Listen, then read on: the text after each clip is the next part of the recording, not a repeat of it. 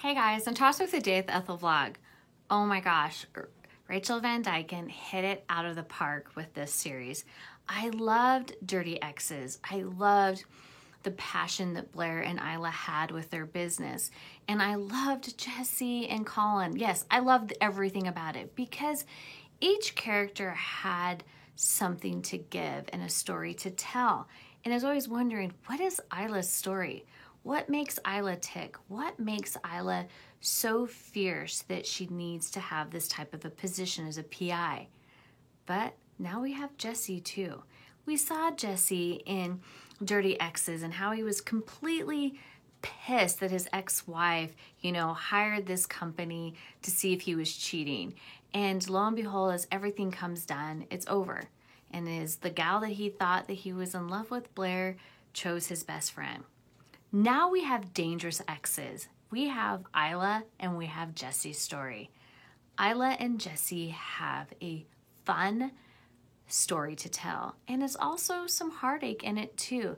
But what's really entertaining is that Jesse and Isla are like constantly at each other's throat fighting, but then deep down, it's the way he looks at her and the way she looks at him that Colin, Blair, and Goopa all see something different in this, because Isla doesn't want to have a relationship, but she would loved it. She's missed it. She has had this before, but men are never been good to her.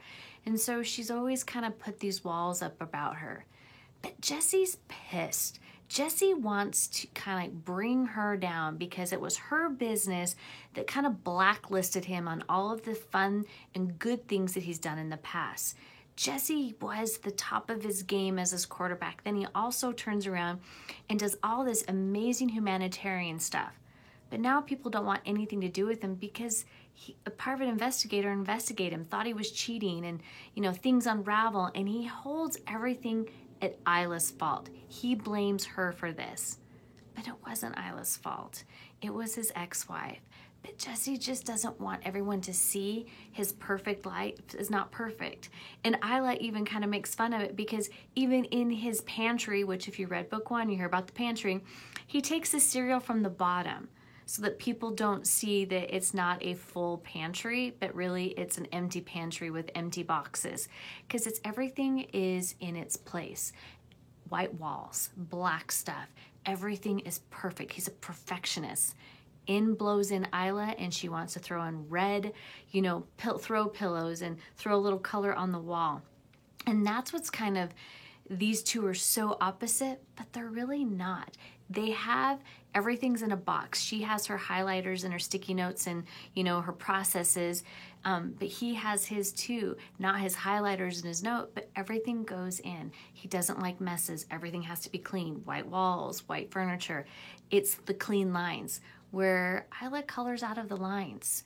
But things happen, and every time that they're at each other's throat, they get stuck in a compromising position.